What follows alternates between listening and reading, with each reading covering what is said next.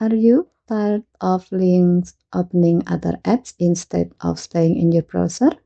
Your Samsung Galaxy S26 Ultra includes a setting that keeps supported link inside Samsung Internet instead of launching external apps automatically.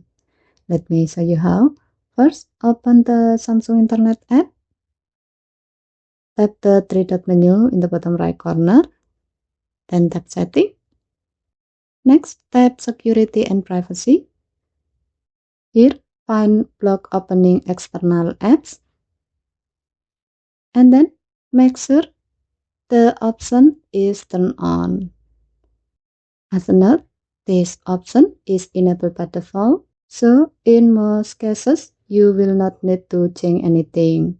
With this feature enabled, supported links will open in Samsung Internet instead of automatically launching another app, helping you stay focused while browsing. And that's how to stop links from opening other apps on the Samsung Galaxy S26 Ultra. Okay, thank you for watching. Please help to like and subscribe. Have a nice day.